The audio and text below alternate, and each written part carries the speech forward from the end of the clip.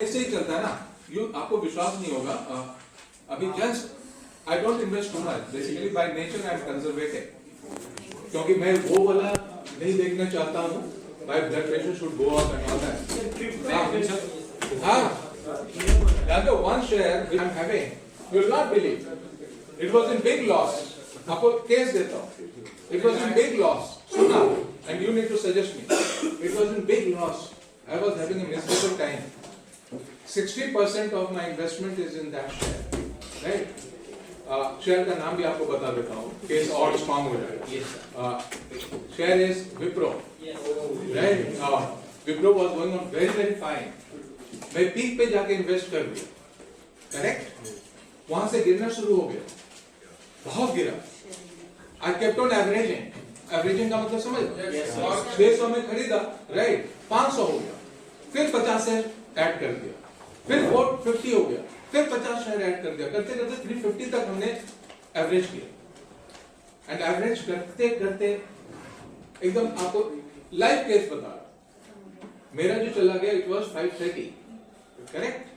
530 के बाद bonus announce हुआ, राइट? 1:1। तो बोनस में क्या होता है ना, जो भी प्राइस रहता है ना, जिस दिन बोनस ये होता है ना, price becomes half, correct? Losses I was incurring. आज जानते हो क्या है? टू कट इट शॉर्ट, आज के दिन I am making a profit of almost 17%। आज के दिन, टुडे। ग्रीड, अब मुझे लग रहा है यार 17%, मैं तो लॉस में था। मैं तो सोच रहा था पता नहीं यार क्या होगा नहीं होगा, 5% भी if I get profit, right, I get out of it. आज जब 15-17% हो रहा है, my grid is forcing me, अभी मत बेचो। ग्रीड यही आता है कायदे से। I was thinking of 5%, I was thinking maximum of 10%। 10% जब भी मिलेगा निकल जाऊंगा। आज तो 17% दे रहा है, क्यों नहीं निकल रहा? इसलिए नहीं निकल रहा ना, बिकॉज आई फील आज निकल लिया, राइट? कल अगर और 5% शेयर भाग गया, तब तो मेरा ब्लड प्रेशर का दवाई फिर लेना पड़ेगा।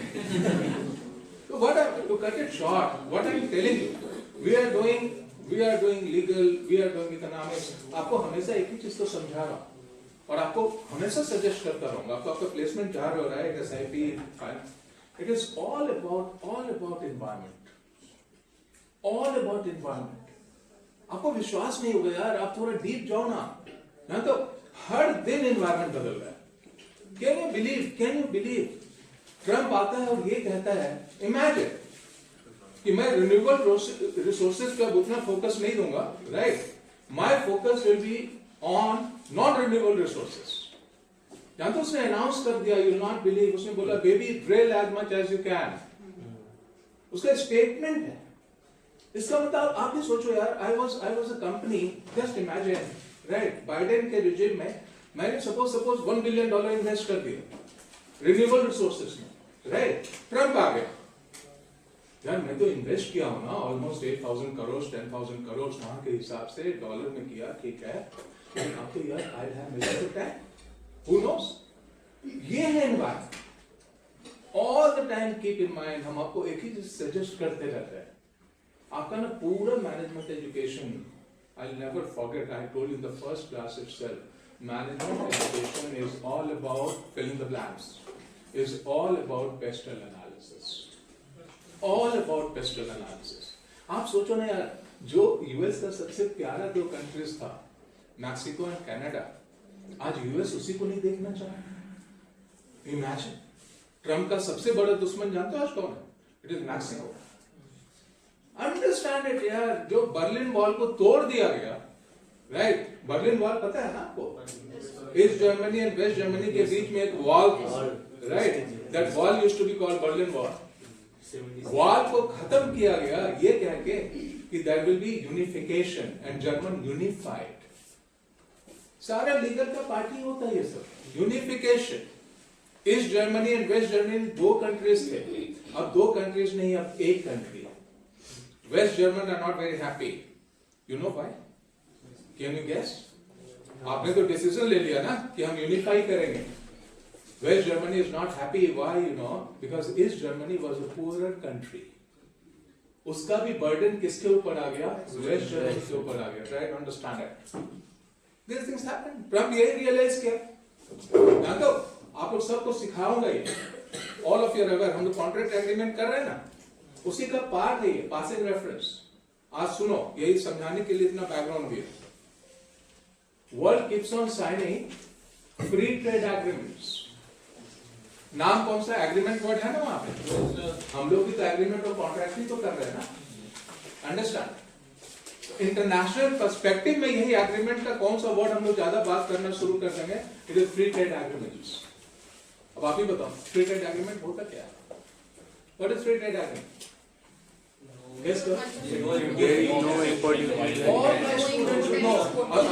अभी तो it is such a ताजा news, right?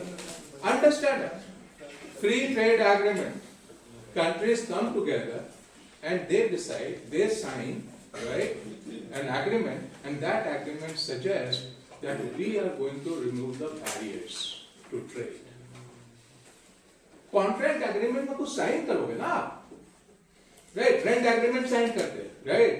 लैंडलॉर्ड और टेनेंट साइन करता है ना, तो उसमें टर्म्स एंड कंडीशंस दोनों एग्री करते हैं, दे साइन इट। यही तो हम लोग आपको यही तो सिखा रहे हैं ना, यही तो आप सीख रहे हैं। वहां भी यही है, फ्री ट्रेड एग्रीमेंट साइन किया, राइट? इंडिया ने बोला साउथ कोरिया को, अंडरस्टैंड इट, राइट? या यूएई से भी साइन हम लोग किए हुए, बोला आपके कुछ गुड्स जो आएंगे ना, उस पर मैं कोई ड्यूटी नहीं लगाऊंगा, तो मेरे जो गुड्स जाएंगे ना उस पर आप टैरिफ नहीं लगाओगे। इसी को बोलते हैं म्यूचुअल, इसी को बोलते हैं रेसिप्रोसिटी, इसी को बोलते हैं quid pro quo. Understand, it is all give and take. Agreement का मतलब ही होता है गिव एंड टेक, कॉन्ट्रैक्ट का मतलब ही होता है गिव एंड टेक। आपको फ्री में तो कुछ नहीं दूंगा, try to understand. All my students should keep in mind. या come fast now, can you believe ये तीनों कंट्रीज ने फ्री ट्रेड एग्रीमेंट साइन किया हुआ है। Are you aware about it? आपने सुना होगा, नहीं सुना होगा ना, यू शुड नो इट। उस एग्रीमेंट का नाम जानते हो क्या था? NAFTA, NAFTA, North American free trade agreement, right? नाम से देखो आप, NAFTA one of the oldest free trade agreements in the world, जिसको किसने साइन किया था? These three countries. Which three countries tell me? US, Canada and Mexico. और क्या साइन का क्या किया था? What was the part of the agreement? Part of the agreement was जो आपको बताया, हम लोग ना तीनों कंट्रीज ना आपस में जो बैरियर है ना उसको हटा देंगे। And they did it. They did it. Now Trump जब पिछले बार भी आया था ना, right? ट्रम्प का तो सेकेंड टर्म है ना ये, you all know that, correct? First term में ही उसने बोला था, if I M elected again, right? Second तो हार गया, थर्ड में फिर आया, उस टाइम भी उसने बोला था, if I win, right, I will create a war between US and Mexico. Understand it, because this free trade agreement is not in the best interest of United States of America. Understand? समझो आप लोग, agreement और contract break भी तो होता है, right? Understand? But अगर break होगा तो उसमें जो टर्म्स एंड कंडीशंस है वो तो देखा ही जाएगा ना, राइट? अंडरस्टैंड? आपने लीज एग्रीमेंट किया सपोज, राइट? आईएसएबी ने लीज एग्रीमेंट किया इसके साथ, तो उसके टर्म्स एंड कंडीशंस तो होंगे ना। अगर आईएसएबी इस प्रॉपर्टी को छोड़ के कहीं और जाएगा, राइट, तो जो है उसको तो फिर अवॉइड करना ही पड़ेगा ना, जो उसका टर्म्स एंड कंडीशंस है। नहीं करेगा तो कंपनसेशन देना पड़ेगा, राइट? अंडरस्टैंड? यूएस भी उसी मोड में। अब आपको इसी से केस स्टडी निकालो ना, लीगल है, राइट? सजेस्ट में फास्ट, जानते ये सब हो रहा है, इसीलिए कल ट्रम्प ने जानते हो क्या रिवाइज किया? सिर्फ यूएस, मैक्सिको और कनाडा के अगेंस्ट एक्शन नहीं ले रहा है, China is always a part of it. अब जानते हो चाइना क्या कर रहा है? सुना, US is trying to restrict Chinese export to US, बोला ना 60% कर देंगे, 40% जो भी, राइट? चाइना ने जानते हो क्या स्टार्ट कर दिया? Listen to me carefully. China ने they started doing FDI in Mexico. Can anybody guess why? Can anybody guess why? सुनना, अब आपको लीगल केस समझा रहा हूं। चाइना को पता है ट्रंप आएगा, राइट, तो वो प्रॉब्लम क्रिएट करेगा, हमारे गुड्स पे ड्यूटी टैरिफ ज्यादा लगाएगा, राइट। तो some of the Chinese manufacturers what they started doing, right, वो मैक्सिको में आके अपना plant, manufacturing plant and all, right, base वहां बनाना शुरू कर दिया। I am asking you what could be the reason? There is a free trade between Mexico चलो and US. अब तुरंत आप कैच करोगे, लीगल का ये सिग्निफिकेंस है। चाइनीज प्लेयर्स को लगा यार अगर मेरा गुड चाइना से आएगा तब तो वो 40% लगाएगा ना। अब मैं क्या कर रहा हूं, I am a Chinese player, मैं क्या कर रहा हूं, मैं मैन्युफैक्चरिंग प्लांट कहां बैठा दिया, मैक्सिको में, राइट। अब गुड्स चाइना से तो नहीं जा रहा है ना, अब गुड्स कहां से जाएगा, मैक्सिको से। और मैक्सिको और यूएस के बीच में क्या साइन है, फ्री ट्रेड एग्रीमेंट। इसका मतलब मैक्सिको से जो भी गुड जाएगा, राइट, वहां पे टैरिफ नहीं लगेगा। It is done my dear students, you will not believe. Legal को काउंटर करने के लिए बहुत एनर्जी लगाया जाता है, यू वोंट बिलीव। देखते हैं टैक्स बचाने के लिए हम लोग क्या क्या करते हैं, बहुत कुछ करते हैं, कभी गलत भी करते हैं। I can bet on it, जितने भी हम लोग टैक्स पेयर है ना, 70% को अगर इनकम टैक्स ऑफिशियल पकड़ लेना, कहीं ना कहीं गलत करते हुए हम लोग को पकड़ ही लेगा। वो चाहे एचआरए में कुछ करूंगा, राइट, कुछ ना कुछ करूंगा, पीपल डू इट। लेकिन हाँ, most of the times we do under limit, understand. अगर लिमिट से आप एकदम ही एविडेंट कुछ कर दोगे तब तो इट बिकम्स एपरेंट, राइट, तब तो एक्शन का ज्यादा चांस बढ़ जाएगा। सो every time keep in mind, जब भी हम लोग कॉन्ट्रैक्ट, आपको यही कैच करते जाना है, कैच करते जाना है। देखा नहीं, H1B वीजा इशू थोड़ा सॉफ्ट हो गया, ट्रम्प लीगल है ना, आपको बता चुका, लीगल है, ये लीगल डिसीजन है, सॉफ्ट हो गया। मतलब आईटी के लिए अच्छा न्यूज है या खराब न्यूज है? अच्छा न्यूज है। आईटी के लिए ये थोड़ा अच्छा न्यूज हो गया, लेकिन you can't rely on this guy. Why you can't rely on this guy? Because कल क्या बोलेगा, even he doesn't know. आज क्या बोला था कल, राइट, वो भी उसको पता नहीं रहता। So these things happen. It is unfortunate, but that is the reality. That is the reality. If you ask me personal viewpoint, I would never like a person like Trump to become the president, and that to president of the United States of America, right? Understand it? तो वो तो फिर अलग story है। वो तो मैं WHO से निकल रहा हूँ, कभी बोलेगा मैं WTO से निकल रहा हूँ, ऑलमोस्ट यही बोल ही रहा। Hell with all the international organizations. क्या तुम लॉर्ड थोड़ी ना यार। He is trying to portray himself to be a lord. वही इसीलिए दिया ही है मागा, मैक अमेरिका ग्रेट अगेन। या ग्रेट अगेन का मतलब थोड़ी ना है कि तुम ऐसा बन जाओ, right, as a fear of the God, no. So just keep in mind, ऐसे ही आपको ना ये सब्जेक्ट तो अभी बताओ ना, इसी का passing reference. Let me see if somebody has heard about it or somebody can comment on this. We keep on talking about a word called, अगर किसी ने सुना होगा, law of origin. How many of you have heard? नाम से ये law of origin, right? Can anybody explain to the class? देखता हूँ, we are doing contract agreement, वही हमारा चल रहा है, right? Law of contract, 1872. Can anybody correlate this law of origin to free trade agreement? सुनना, अगर किसी ने ये आंसर दे दिया ना, right, you have impressed me a lot. Again I repeat, अच्छे से 2 मिनट पहले सोचो, ये हमारा कोर्स का पार्ट है। Free trade agreement is a part of our course, right? And my students should have some fire. Is there anybody? I'll give you 2-3 minutes time. Suno, can you correlate agreement, free trade agreement, right, and law of origin? Law of origin. सोचो जरा. And I won't mind. 3-4 minute के बाद ना, I want 1 or 2 students, whatever comes to your mind, right? Just try to come out with that. देखिए आपके दिमाग में कुछ तो आएगा. टाइम स्टार्ट्स जरा देखो मॉर्निंग क्लास इसीलिए I can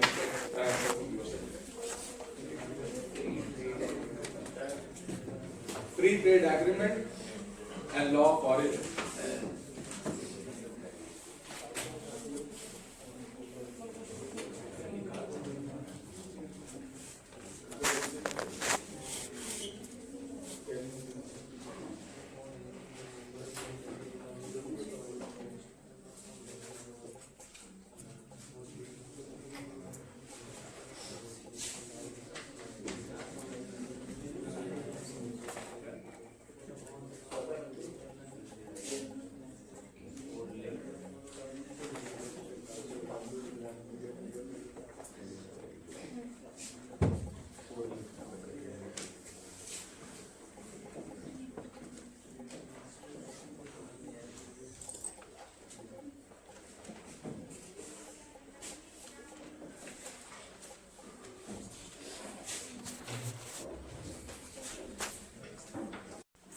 right?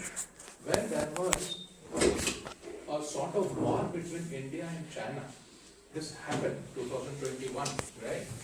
India took serious action against the import from China. Many of the Chinese items were put in negative list. Negative list का मतलब समझते हो आप? Yes. बोलते हैं ना negative list of import. इसका मतलब आप import कर ही नहीं सकते, right? कुछ होता है prohibited list, right? कुछ होता है OGL, ओपन जनरल लाइसेंस, मतलब आप फ्रीली कर सकते हैं, कुछ में गवर्नमेंट का परमिशन लो, कुछ में आप अलाउड ही नहीं। जानते जब चाइना के ऊपर ये लगा restriction, you know what Chinese started doing, just for your information, Chinese started sourcing और sending their goods not from China directly, right, but from countries like Thailand, South Korea, and all those countries.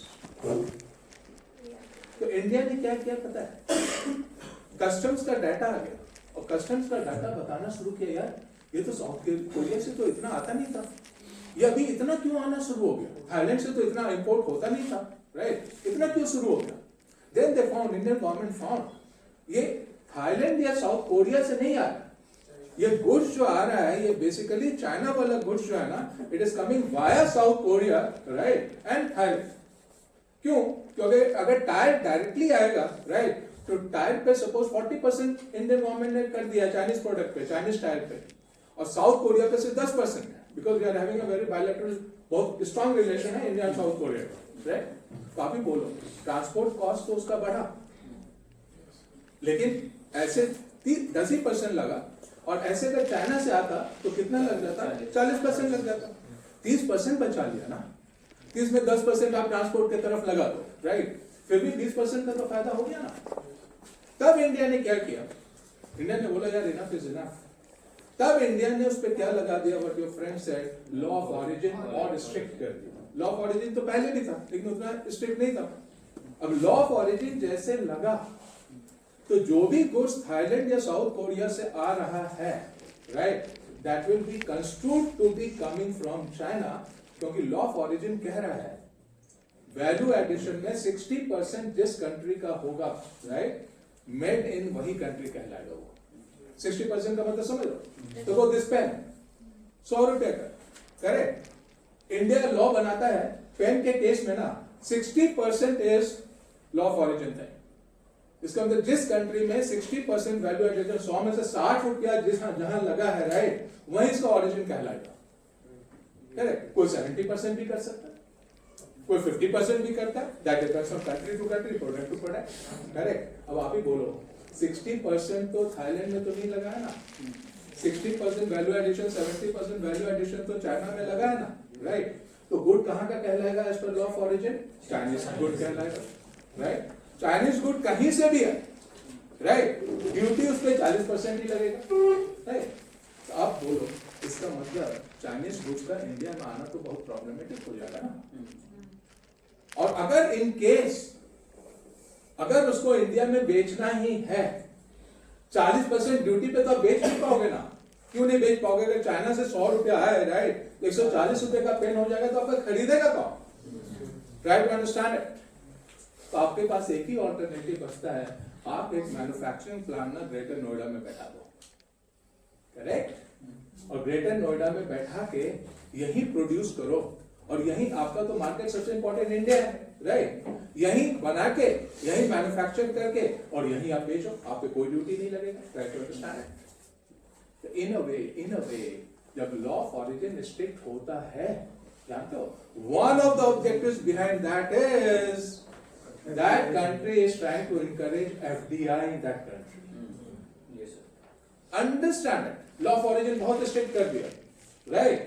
तो automatic आप क्या करोगे, automatic आप जो है ना अपना प्लान कहाँ बैठाना शुरू कर दोगे, आप अपना प्लान ना उस कंट्री में बैठाना शुरू कर दोगे, अंडरस्टैंड। आप ही सोचो ना, यूएस कर दिया मैक्सिको के अगेंस्ट, सपोज बोला ना 20% टैरिफ लगा दूंगा, राइट, अब तो यूएस वाला जो है मल्टीनेशनल्स, वो मैक्सिको जाके क्यों प्लांट बैठाएगा यार, जानते हो अभी वो क्या है, जब से फ्री ट्रेड एग्रीमेंट हुआ है ना, many of the American companies, right, वो क्या कर रहा है, अपना मैन्युफैक्चरिंग प्लांट कहां जाके बना रहा है, वो नॉर्थ ऑफ मैक्सिको में बना रहा है। क्यों बना रहे हैं बताओ?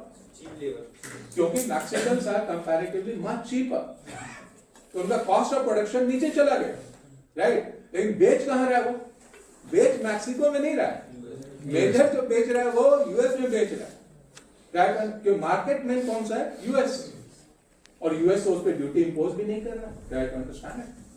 सो every time keep in mind, यही है legal and economic, both are highly related. अभी सुनते नहीं, कभी कभी बोलता है ना सरकार, डेल एंड ऑल की अभी हालत खराब है, अंडरस्टैंड है, क्योंकि अभी उसको टाइम दिया है, ये बोला है आप जो पूरा का पूरा जो वहां से लाके यहाँ बेच रहे हैं ना, राइट, मैं टैरिफ बहुत बढ़ा दूंगा।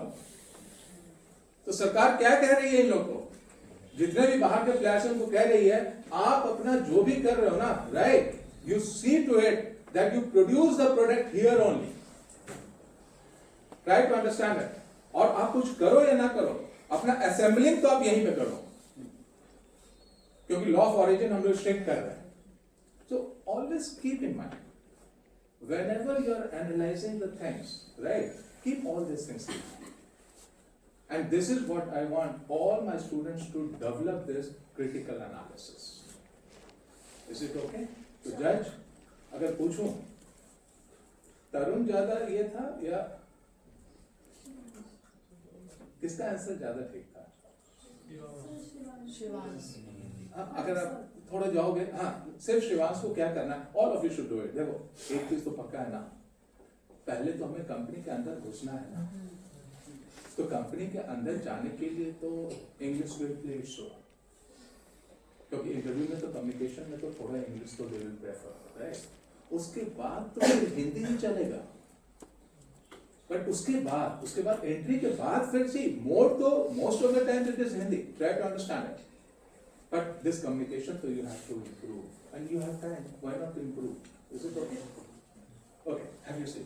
Good. Sir, Yeah. I have a question. Huh. Actually, the FDA part, what you have said, it's okay, sir. But if the company I appreciate. Huh.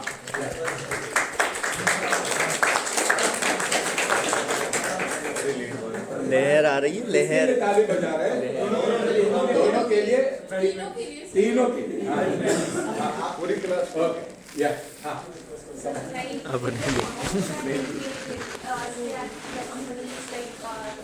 status opposing law of ordinance, they will do FDI, they can put in like, which is a tax-free country like भाई Mauritius. देख कल They suffer will बाहर, start a shell company over अगर there. आज बुड्ढे They will गाड़ी put खड़ी down होगी, on the basis तो of निकल over there, जाऊंगा। they will say your originating over there and direct they are आऊंगा using सिर्फ the पीरियड में, 60%, and they are sending it over here also as well. Are you aware? और अगर नहीं खड़ी होगी जैसे तो यहीं बैठूंगा, legal फिर पढ़ रहे हैं ना, श्वेता में सबसे ज्यादा चाहे FDA, क्लास लेना, कोई दिक्कत नहीं। आपको पता है किस कंट्री से आता है India?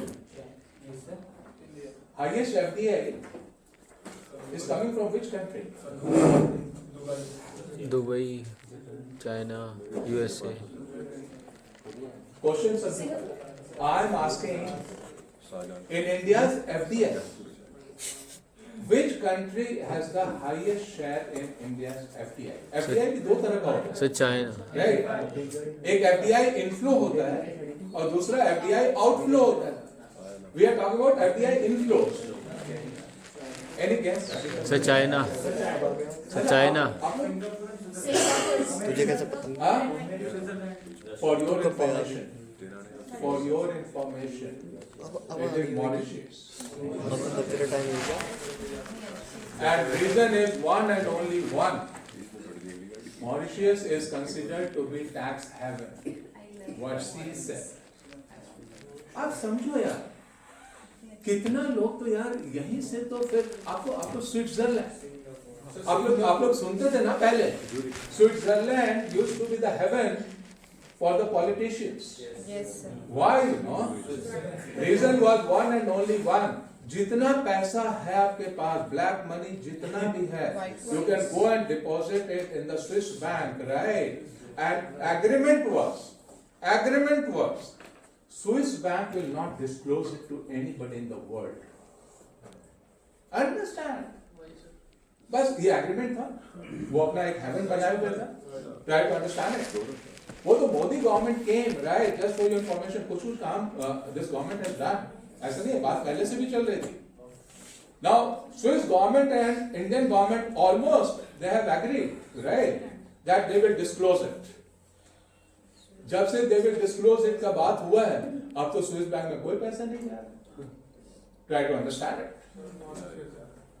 Mauritius cell companies, absolutely, because Mauritius आज के दिन, what she said, it is considered to be a tax haven.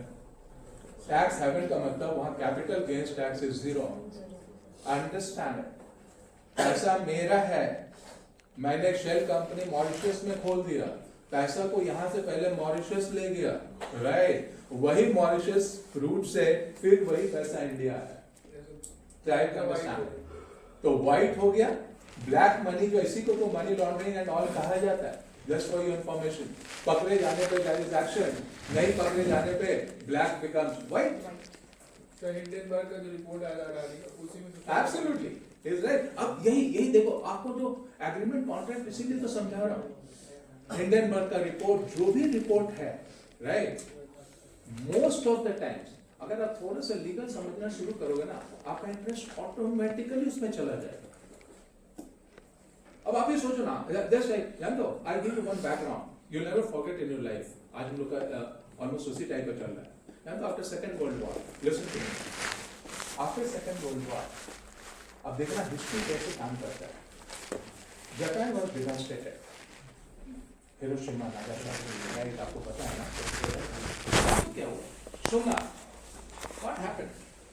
Japan was devastated so much that US said, whatever help we can extend, we will do that. Right? और US ने क्या बोला उनको? US is the market for you, right? Whatever you produce, you can easily sell in US. There will be no tariff on your goods. ये क्यों किया US ने? US as a CSR responsibility, आप ऐसे सोचो, कॉर्पोरेट सोशल रिस्पॉन्सिबिलिटी के तहत ये सोचा, राइट, एडमिनिस्ट्रेशन में उसका भी हाथ था, whatever it is, correct. Now they wanted to reconstruct Japan, पूरी दुनिया को रिकंस्ट्रक्ट करना. और जापान तो यू नो, जापान एक ऐसा कंट्री है जो कि कभी हार नहीं मानता है. They haven't heard the word defeat. और geography plays an important role. आपको एग्री वाले हो ना, तो उनको ज्योग्राफी कैसे स्ट्रांग बनाया आज लोग है, उनको ज्योग्राफी ऐसे स्ट्रांग बनाया है, वो बिल्कुल ऐसा जगह पे उसका लोकेशन है, राइट. हर दिन साइक्लोन आता है and every day they devastation. फिर से वो लोग रिकंस्ट्रक्ट करता है, फिर से दे स्टार्ट लिविंग. बहुत सारे ऐसे होते रहते हैं cyclonic effect, so many things they keep on जिसको बोलते हैं झेलना, right, they keep on doing. Now Japan took this as an opportunity. जो आपको बताया था ना, स्वॉट एनालिसिस, यही सब तो आपको वर्ड सीखना है, राइट. नाउ जापान को लगा that is an opportunity for us. और जापान में क्या हुआ, सबसे स्ट्रांग जो उनको लगा दैट वाज ऑटोमोबाइल, राइट. क्योंकि ऑटो का ना, राइट, लिंकेजेस बहुत होता है. अगर ऑटो सेक्टर कहीं ग्रो करेगा ना, राइट, जैसे बोला था ना, वो real estate sector, auto sector, ये सब अकेले नहीं ग्रो करता है. वो ना अगर खुद ग्रो कर रहा है ना, वो 5-10 को लेके चलेगा. नाउ यू वोंट बिलीव, आप जितना सुनते हैं ना, Honda, Toyota, Nissan, right, trio, ये trio started playing a role. They started manufacturing cars in Japan, right? And they started selling where? They started selling in US. US तो बोला ही था कि we will be giving you that thing, right? Almost free trade agreement type था, correct? बन कहाँ रहा है? Japan में। बेचा कहाँ जा रहा है? US, right? You will not believe. अब सुनना, लीगल सब हो गया, लीगल ही है, आपको अलाउ कर रहा सब कुछ, right? You know what happened? Can anybody guess? Japanese cars इतना अच्छा बनना शुरू हो गया, right? And that cost was comparatively lesser than something like GM and Ford. GM का नाम सुना आपने? Yes, sir. General Motors and Ford, वही दोनों सबसे important companies थे in US, right? अब आप बताओ, somebody's gain is somebody's loss. Fundamental rule तो यही है ना, इसी को तो बोलते हैं law of conservation of energy. Right? Potential energy plus kinetic energy is always constant. They get converted from one energy to another. Gain किसको होना शुरू हो गया? Japanese. Loss किसको होना शुरू हो गया? US auto companies. तो auto companies को जब loss हुआ, right? तब तो वो US को loss होने लगा ना? Because these companies are playing very role in the growth and prosperity of US. Right? और उनका जैसे अभी आप देख रहे हैं ना, right? शुरू से हिस्ट्री है यूएस का ना, corporates play a very important role in the elections. India में सब जगह, लेकिन वहां ओपन है, जैसे मस्क, आपको पता ही है, मस्क तो एकदम साथ साथ चला ट्रम्प के, राइट? वहां तो बिल्कुल साथ साथ चलता है। यहाँ तो आप अदानी अंबानी पूरा ये क्रिटिसाइज करना शुरू कर देते हैं, वहां ठीक है, आई साइड विद दैट। जानते क्या हुआ? Just to cut it short, this became a serious political issue. And this became a serious political issue during the election. Election में क्या हुआ? Propaganda ये हुआ, इस सरकार ने support किया है, right? They are supporting Japanese companies. जो ऐसे ट्रम्प बोलता है ना, ट्रम्प का भी जीतने का one of the reasons तो यही है ना, right? I'm a nationalist, right? वहाँ भी यही हल्ला शुरू हो गया. We want that tariffs should be levied against Japanese cars. और जानते हो क्या हुआ? इतना इंपॉर्टेंट एजेंडा बन गया, government had no choice but to levy tariff on Japanese cars. अब बताओ, जब लेवी हो गया, जब टैरिफ बढ़ गया जापानीज कार्स पे import from Japan, right, cars का, तो बोलो आगे क्या हुआ होगा? आगे क्या हुआ होगा? इसका मतलब जापानीज कार्स महंगा हो गया यूएस में, राइट? ऑलमोस्ट पार पे आ गया, किसी केस में उनका कार सस्ता हो गया, GM and Ford का, right? Then Japanese, these three players, they started suffering. Why they started suffering? Because हमने तो कैपेसिटी बना लिया 1 लाख गाड़ी बेचने का ना, right? हम तो उसी हिसाब से लोन लिए हैं, सारा कुछ किए हैं, right? अब तो मेरा डिमांड जो है कार का 50,000 ही, इसका मतलब मेरा इंस्टॉल्ड कैपेसिटी तो अनयूटिलाइज हो रहा है। My system is becoming inefficient, right? I start making losses. तो फटाक से अब निसान होंडा के पास चॉइस क्या था? क्या किया उन्होंने? क्या किया उन्होंने? जानते हो क्या किया? सुनो आप लोग, यही लीगल को आपको समझाने का कोशिश कर रहा हूँ, agreement, contract and all that. उन्होंने क्या किया? वही जो वर्ड आपको सिखाया, they started setting up their manufacturing units in United States of America. They started FDI in US. कौन सा 3 companies? Mainly these 3 companies. FDI बढ़ना शुरू हो गया। क्यों? क्योंकि उनका गुड्स पे तो आप इंपोर्ट लेवी कर रहे हो, राइट? टैरिफ लेवी कर रहे हो, इंपोर्ट टैक्स, राइट? जिसको हम लोग बोलते हैं कस्टम्स ड्यूटी। अब उन्होंने क्या किया कि उनका डिमांड तो था यूएस में, उनका गाड़ी काफी रोबस्ट था, काफी अच्छा गाड़ी था, राइट? अंडरस्टैंड, टेक्नोलॉजी भी उन्होंने डेवलप कर लिया था, correct? Now they were forced to go for FDI and you will not believe that proved to be blessing in disguise for Japanese auto companies. आज के दिन यूएस में ना जापानीज जो ये कंपनीज है ना, they are ruling US. Understand? तो आपको ऐसे ही समझना है, this is how things move, this is how things move, try to understand it. अगर वो टैरिफ नहीं लगा होता, राइट, तब तो हो सकता है वो एफडीआई वहां करते ही नहीं, तब तो वो जापान नहीं रहते, उनके लिए तो और अच्छा हो गया, try to understand it. Every time keep in mind, कभी कभी लीगल जो है ना आपको अच्छा बना देता है. Try to understand it. आप ये सोचो ना, लीगल CSR लीगल बन गया. आप फटाक से बोलो, आपको सिखा चुका हूं नेचर एंड स्कोप में. CSR तो पहले लीगल नहीं था ना. CSR का तो लॉज नहीं था, कॉर्पोरेट सोशल रिस्पांसिबिलिटी का लॉज नहीं था. Right, it was voluntary. Right, 2013 में आया. तब फिर कौन सा वर्ड आपने सीखा हुआ है? वॉलंटरी का उल्टा mandatory. Right, law came, right, and it became mandatory. एकदम ऐसे ही अपना कीप ऑन कोरिलेटिंग. मैं सोचा आज थोड़ा टर्म का भी न्यूज में सोच रहा था. आपको हो सकता था आज नहीं पढ़ा था, ये नेक्स्ट क्लास में पढ़ा था. एंड मुझे लगा आज is the right day. Right, why not to initiate this discussion. Right, आप ये सोचो, यहीं पे देखो ना, आपको सर्किल जो बनाया हूं. राइट, जस्ट टेल मी, अच्छे से सोच के बोला. Class is ready. तो सपोज इन तीनों के बीच में फ्री ट्रेड एग्रीमेंट है. करेक्ट, इसका मतलब 0%, 0%, 0%. कोई ड्यूटी नहीं है. Imagine garment. Right, there is free flow of garment among the member countries. Suppose it is 0, they have decided. Tell me fast, I am Indian garment exporter. अच्छे से सोच के देखो. I am Indian garment exporter और all of us are Indian garment exporters. Correct? अब क्या हो रहा है? India versus Mexico. राइट, जब गारमेंट एक्सपोर्ट हो रहा है तो they are imposing duty of 15%. Correct. India versus US, they are imposing 20%.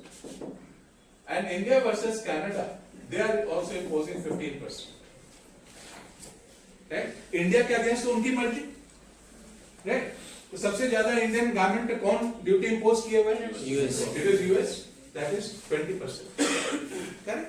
अब आप बताओ, आप, मुझे ऑर्डर मिला आपसे, you are a US buyer. मुझे $1 मिलियन का ऑर्डर मिला. किससे मिला? यूएस बायर से. करेक्ट, $1 मिलियन तो काफी होता है.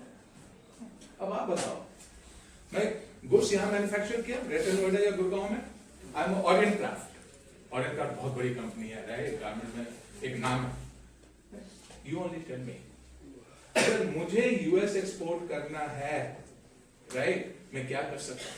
What can I do? What can Mexico या कनाडा? Understand it. मैं डायरेक्ट यूएस भेज नहीं रहा. मैं अपना कंसाइनमेंट पहले कहां भेज रहा हूं? मैं अपना कंसाइनमेंट पहले, कनाडा थोड़ा दूर हो जाएगा. राइट, मैं पहले मैक्सिको पहुंचा देता हूं. North of Mexico. राइट, बहुत सटा हुआ है. राइट, और यहां से जो है उसको यूएस ले जा रहा हूं. ठीक है, 2% मुझे ट्रांसपोर्ट एंड ऑल लगेगा. फिर भी 3% तो $1 मिलियन का बहुत हो जाएगा ना. Right, understand it. Now suggest in the process, which country will start losing and which country will start gaining? US will start losing and Mexico will start gaining. तो फिर तीनों बैठेगा, यार ये तो गड़बड़ होगा. इसमें वही अंडरस्टैंड, यही इसीलिए आपको सिखाना. इसमें दो ही चीज को हो सकता है. चाहे तो ऑल 3 मेंबर कंट्रीज डिसाइड, यार सब हम लोग 15 रखते हैं. राइट, अगर यूएस भी 15 कर दे, करेक्ट, तब तो फिर कोई लड़ाई है ही नहीं. फिर मैं पहले मैक्सिको क्यों ले जाऊंगा? Right, understand. हो सकता है ये तीनों कंट्री ना माने. Right, understand. मैक्सिको हो सकता है 10% रखे, कुछ भी हो सकता है. तो ये वाला नेगोशिएशन ज्यादा टफ है. ज्यादा इजी क्या हो सकता है बताओ? ज्यादा इजी हो सकता है तीनों कंट्री ना, they in letter and spirit, right, they implement law of origin. अगर लॉ ऑफ ऑरिजिन अगर यूएस ने लगा दिया, राइट, तो लॉ ऑफ ऑरिजिन अगर लगाया तो आप क्या मैक्सिको से ले जाओगे क्या अपना सामान? नहीं ले जा पाओगे. क्योंकि मैक्सिको से जैसे ले जाओगे वो पूछेगा ना लॉ ऑफ ऑरिजिन दिखाओ चिट्ठी. उसी को जो आप लोग एक्सपोर्ट इंपोर्ट में जाओगे ना, उसी का नाम है सर्टिफिकेट ऑफ ऑरिजिन. सर्टिफिकेट एक प्रोड्यूस करना पड़ता है. वो सर्टिफिकेट में क्या लिखा रहता है?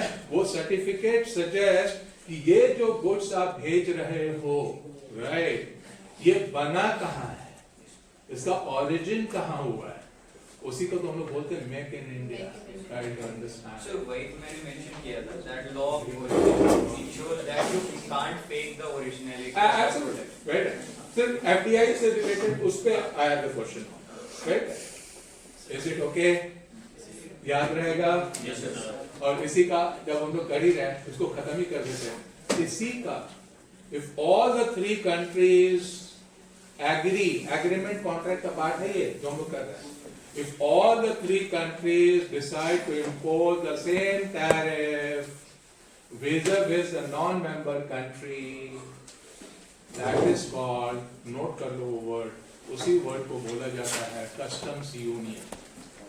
I repeat, customs union, right? पहले क्या बोला आपको? FTA, free trade agreement, right? फिर बोला customs union. How customs union is different from free trade agreement? ज्यादा स्ट्रॉन्ग एग्रीमेंट कौन सा है, कस्टम्स यूनियन या free trade agreement? Customs union और free trade agreement? Customs union और free trade agreement? Now for your information, customs union is stronger than free trade agreement. Why? क्योंकि customs union में free trade agreement का तो elements है ही. There is no tariff among the member countries, but one more condition has been added, and what is that? We'll be charging the same tariff vis-a-vis the non-member country. India तो non-member है ना? Understand? इन्होंने क्या decide किया? जो shirt आएगा ना India से, कॉटन शर्ट, राइट, उस पे हम तीनों कंट्रीज क्या करेंगे? 10%, 10%, 10% ड्यूटी रखेंगे। इसी को बोला जाता है customs union. Customs union, right? Can anybody guess? इसके ऊपर भी कोई इससे भी स्ट्रॉन्ग एग्रीमेंट है क्या दुनिया में? दुनिया में जानते हो सबसे पहला जो एग्रीमेंट होता है ना उसको बोलते हैं बायलैटरल एग्रीमेंट। बायलैटरल का मतलब दो कंट्री के बीच में हो गया, ठीक है? इंडिया श्रीलंका, इंडिया चाइना, जो भी व्हाटएवर, चाइना तो नहीं, चाइना के साथ फिर भी कुछ फ्रंट पे तो है, करेक्ट? इंडिया श्रीलंका। दूसरा बोलते हैं फ्री ट्रेड एग्रीमेंट, तीसरा बोलते हैं कस्टम्स यूनियन, चौथा क्या होता होगा? इससे भी ऊपर का कोई एग्रीमेंट आपको दुनिया में नजर आता है क्या? हाँ, WTO तो एकदम अल्टीमेट है, हाँ, दैट इज अल्टीमेट। उसके नीचे जानते हो क्या है? बोलो बोलो बोलो। क्वाड वगैरह बनता है। हाँ, क्वाड वगैरह, ठीक है। उसका नाम है, let me see if anybody can hit at that, we call it common market. और कॉमन मार्केट का दुनिया में एक ही एग्जाम्पल आज के दिन है। Any guess? Any guess? It is called European Union.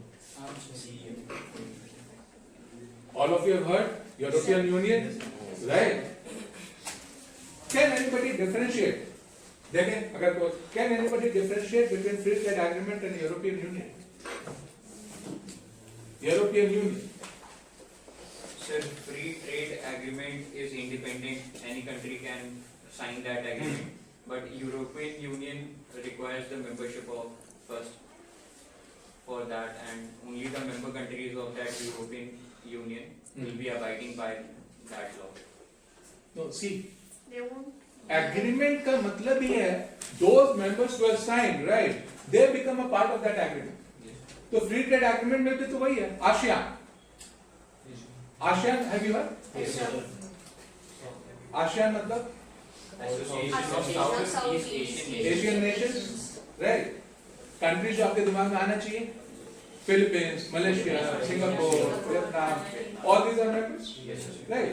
बोलते हैं Association of South East Asian Nations, right? एक एशियन है, एशियन इज डिफरेंट। एशियन का मतलब इंडिया, श्रीलंका, जिसको सार्क बोलते हैं, South Asian Association for Regional Cooperation. इसका इंडिया है, श्रीलंका है, पाकिस्तान भी है, पेपर पे तो है, मालदीव्स है, right? All these are members of SAARC, Asian. Interview में कभी कंफ्यूज नहीं करना है Asian versus ASEAN.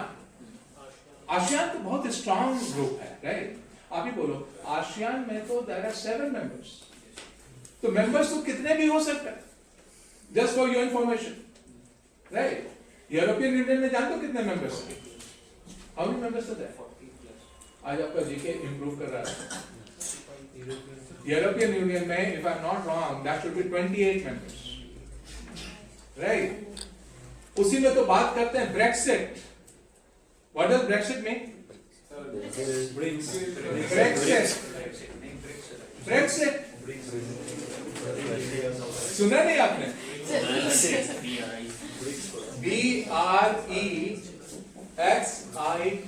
I heard British exit. हाँ, नाम ही है। BR stands for Britain, right?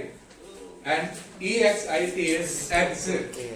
Exit of Britain from European Union is called Brexit, right? पहले Britain was also a part of European Union. Britain ने decide किया कि मैं इस agreement से बाहर निकलना चाहता हूँ। There were reasons. We are not going to those reasons. उसको लगा मुझे फायदा नहीं हो रहा है, जैसे ट्रम्प बोल रहा है ना, उसने भी यही बोला, मुझे फायदा नहीं हो रहा है, I want to get out of it. Now just for your information, बस एक ही चीज दिमाग में रखना है आपको पीपीटी भी भेज दूंगा, right? Free trade agreement basically talks about goods and services का free movement, right? Goods freely move कर रहा है, right? Marker, garment, right? European Union is much wider than that. It doesn't talk only about goods and services. It also talks about labor. It also talks about financial things, right? सारा movement free हो जाता है। ये बहुत बड़ा development है यार, इसीलिए बोलते हैं European Union a common market, right? It is even more advance than customs union. आप ऐसे सोचो, तो आपके दिमाग में क्या आएगा? इतना तो आप दिमाग में रख सकते हैं ना, कॉमन मार्केट का मतलब फ्री ट्रेड एग्रीमेंट का तो उसमें कैरेक्टरिस्टिक है ही, उसमें एडिशन क्या हो गया? Free movement of labour. इसीलिए आप लोग सुनते हैं शेंजन वीजा लोगे, राइट, और पूरा यूरोप आप घूम के आ जाओगे। वाई? एक वीजा है, राइट, और आप जर्मनी, फ्रांस जहां है सब जगह घूम के आ सकते हैं, राइट? अंडरस्टैंड? इसी को बोलते हैं यूनिफिकेशन, यूरोपियन यूनिफिकेशन। ना तो दुनिया कोई नहीं सोचा था 93 में जब आया ये, राइट? नोबडी थॉट कि यूरोप इतने सारे डाइवर्स कंट्रीज, राइट, वो एक साथ आ सकते हैं। So just keep in mind, advanced form of agreement, right? और सबसे ऊपर जानते हो कौन सा है? सबसे ऊपर है, हम लोग इसको बोलते हैं, just for passing reference and you should know, उसी को बोलते हैं monetary union. Monetary union का मतलब? Yes. What does the word monetary union mean? Agreement ही है, contract है, agreement. And what is the agreement? Agreement is some of the countries of European Union, they decided we will have a common currency also amongst us, and that was euro. 28 में से 19 countries probably, right, they have gone for common currency, that is euro. इतना आसान नहीं है। All my students should keep in mind, Britain कभी agree नहीं किया था यूरो के लिए। एग्रीमेंट मैं नहीं मानता, try to understand it. I'm not signing that agreement. तो एग्रीमेंट और कॉन्ट्रैक्ट का सबसे इंपॉर्टेंट पार्ट यही है कि टर्म्स एंड कंडीशंस आप मानते या नहीं मानते। अगर आपने साइन किया तो आपको मानना पड़ेगा, ट्राई टू अंडरस्टैंड। हाँ, later on you might realise हमें फायदा नहीं हो रहा है, you might try to get out, तो उसके भी फिर टर्म्स कंडीशंस उसमें मेंशन रहता है। So this is how you have to understand. तो आपको क्या दिमाग में रखना है? To cut it short, international level पे जब हम लोग एग्रीमेंट का बात करेंगे, राइट, हमारे दिमाग में क्या क्या आना चाहिए? Bilateral agreement, free trade agreement, right, customs union, then common market slash European Union, and last is called monetary union, right? और सबसे ऊपर तो WTO है, right? You will not believe, for your information, जब यूरोपियन यूनियन बन रहा था ना, जब बातें हो रही थी ना, वहां एक हल्ला और हो रहा था, let's go for political union. Political union का मतलब पूरा यूरोपियन कंट्रीज, हम लोग 28 लोग हैं ना, राइट, उसका एक ही पार्लियामेंट भी होना चाहिए। They didn't agree for that, क्योंकि पॉलिटिकल यूनियन तो बहुत बहुत बहुत ही और हमेशा दिमाग में रखना है, how many of you have heard, जल्दी बोलना, ECB, ECB stand for neuro सुनते हैं, ECB कोई बोला जाता है यूरोपियन सेंट्रल बैंक। यूरोप का एक बैंक है, राइट? सेंट्रल बैंक बोलते हैं, सब कंट्री का अपना अपना है सेंट्रल बैंक, लाइक RBI। और सबसे ऊपर कौन बैठा हुआ है? सबसे ऊपर बैठा हुआ है European Central bank. And this is all a part of agreement हुआ 28 कंट्रीज के बीच में। उन्होंने एग्री किया, एक ना सबसे ऊपर एक नोडल बैंक ले आते, जो कि अगर 28 कंट्रीज में कुछ प्रॉब्लम होगा ना, राइट, तो उसको कौन हैंडल करेगा? उसको यूरोपियन सेंट्रल बैंक हैंडल करेगा। आगे सोचो, स्पेन बैंक करप्ट हो गया, उसको पैसा चाहिए, राइट, उसको बेल आउट कौन पहले करेगा? उसको बेल आउट पहले यूरोपियन सेंट्रल बैंक करने का कोशिश करेगा। Try to understand. So this is what is agreement, this is what is contract, right? एक क्वेश्चन से पूछ लेता हूँ रैंडमली, अब लास्ट क्लास से पूछता हूँ। Class is ready? Let us see who is sir lucky, absolutely. Let it go to Sagar. Ready? Sagar, question is 2 minute मत मांगना। What is the difference between remission and repudiation?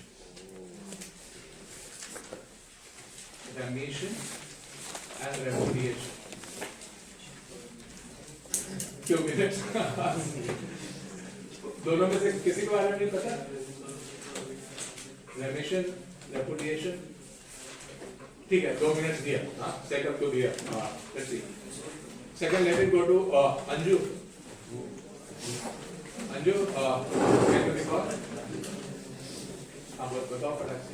So according to remission, if two persons has an agreement, if the first person is not fulfilling their what the actual agreement is there, if he is able to pay the less amount of, for example, less amount of rent he is able to, then the other person have both have mutual consent. Okay, good. And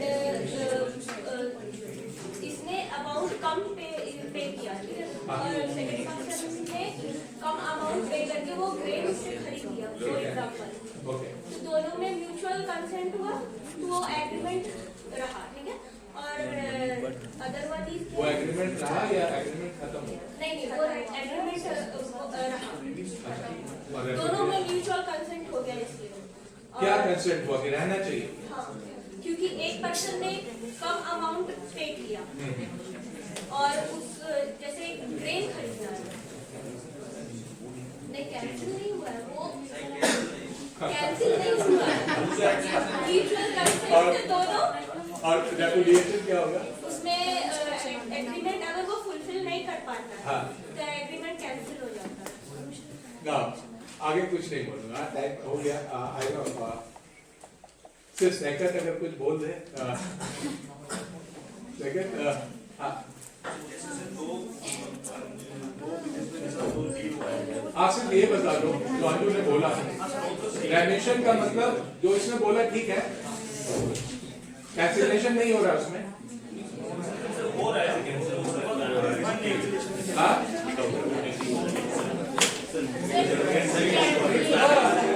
cancellation हो रहा है, mutual consent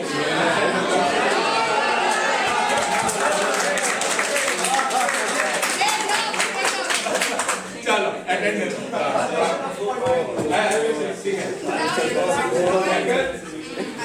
B ready for the next class. और एक announcement है, next class when we meet on Saturday, right, first session में we'll have the lecture, second session में we'll have some sort of assignment, क्योंकि fifth के बाद एक assignment होगा ही होगा, राइट। Today is the fifth, right, next class will be 6 and 7, seventh session में we'll have some sort of assignment, तो वही होगा जो हमने अभी तक किया है।